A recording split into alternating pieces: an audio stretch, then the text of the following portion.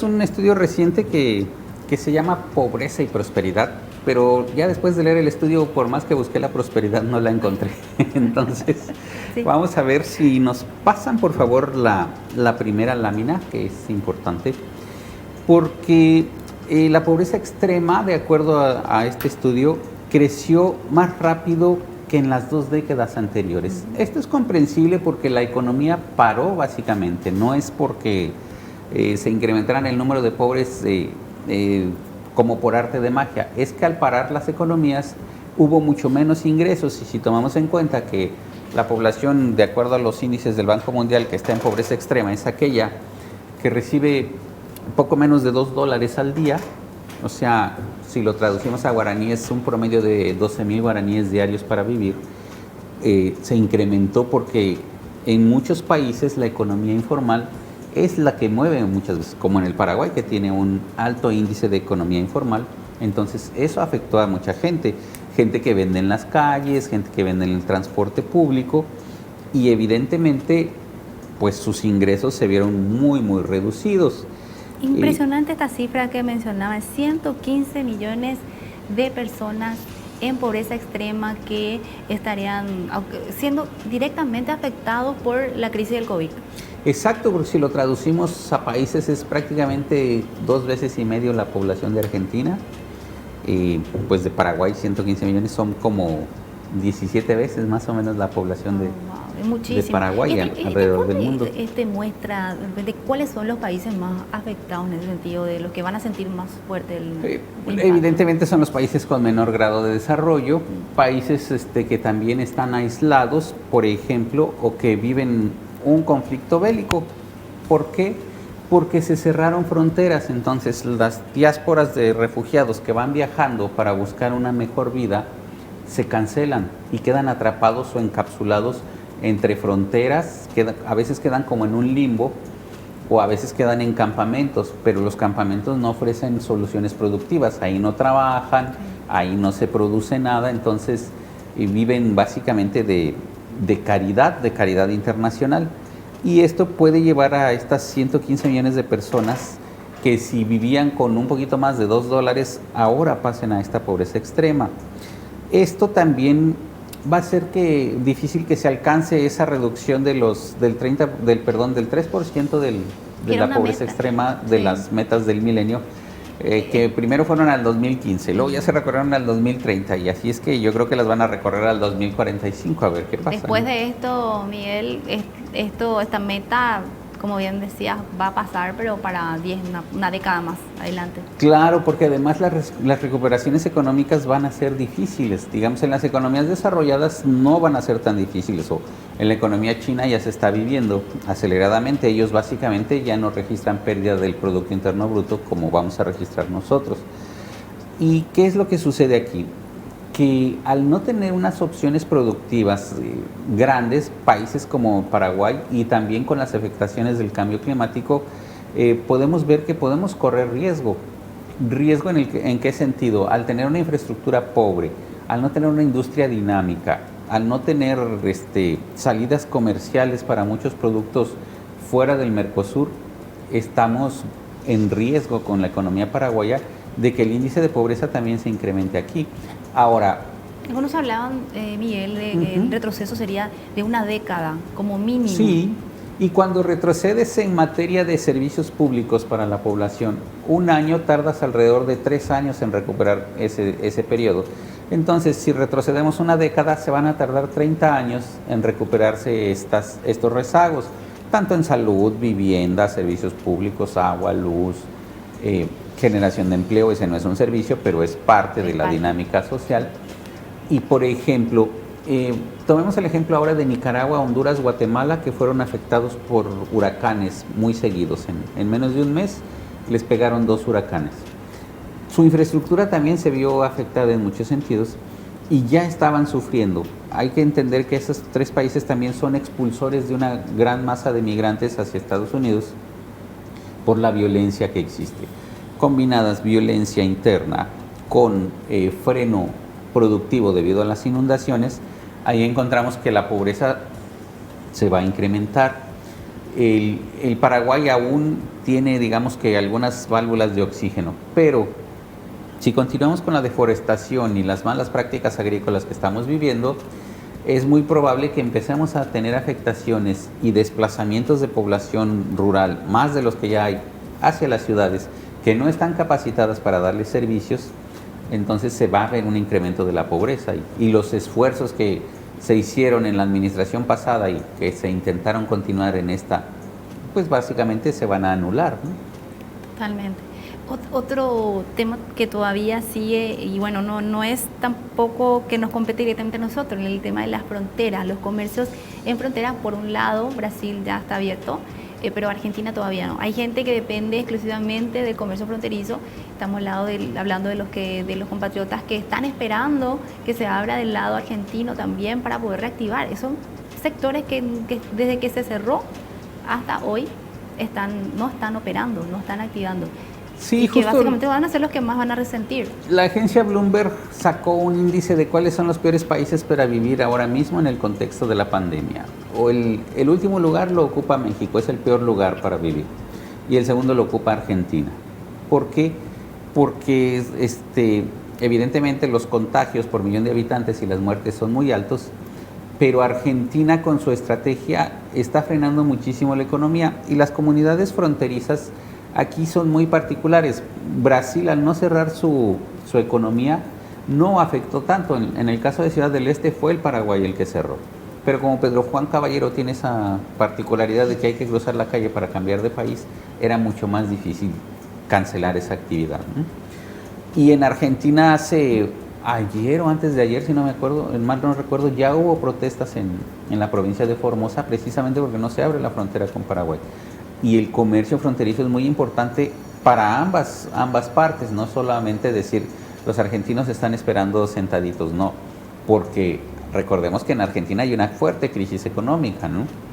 Si nosotros hacemos un ejercicio y ahora mismo eliminamos 3 ceros del guaraní, con 30 centavos de guaraní comprarías un peso argentino en promedio. O sea, la depreciación de su moneda es muy grande y la inyección de recursos con el guaraní los hace un poco más competitivos en las fronteras y fortalece las finanzas y evidentemente fortalece las economías, dinamiza el comercio, los servicios, el trasiego de mercancías de un lado a otro. Y yo creo que a Argentina en este sentido le afecta mucho más que a Paraguay.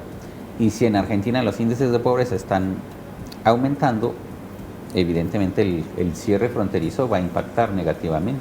Sí, lo que mencionabas también, Miguel, estas tensiones sociales que se vienen viendo, visibilizando en América Latina, en países como empezó en Chile, después en Colombia, ahora estamos viendo también en Argentina varios grupos que también están manifestando, y que de repente ya van, por ejemplo, pasan a otros niveles, como ya empiezan a hacer saqueos, empiezan a haber toda una crisis. Eso también desalienta las inversiones, también hace que la economía pueda fluir más lenta de lo que se estaba, de todos estos factores negativos que ya tenemos. También se suman esta cuestión social que hace también que ralentice más la llegada también de inversiones y la apertura de la economía.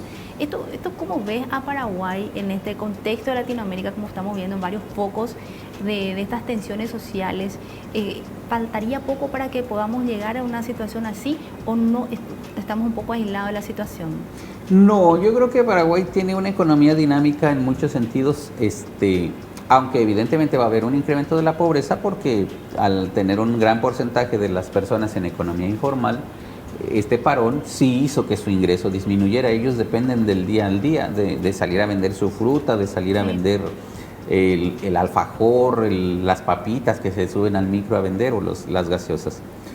Pero también hubo una dinámica emprendedora muy interesante. Si tú te das cuenta, hay muchas verdulerías nuevas. Sí, muchos emprendimientos sí, nuevos. Hubo micro y pequeños emprendimientos de esas mismas personas que estaban en la informalidad, que venden postres, venden comida, ya sea a domicilio, para que pasen ni siquiera es un local comercial como tal, sino su propia casa la convirtieron en su propia empresa.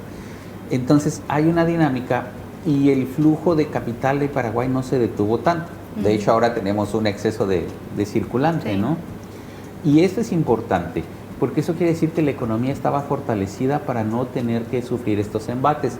El dólar, de hecho, contra el guaraní no sufrió una depreciación, el guaraní muy alta muy como grande, en los otros países. como en los otros países. Bueno, Argentina es una licuadora y tú le metes todos los desastres que quieras y los estás mezclando, porque ahí hay toma de tierras, hay invasión de campos, hay muchos conflictos sociales. Muchos conflictos sociales y un endeudamiento muy grande.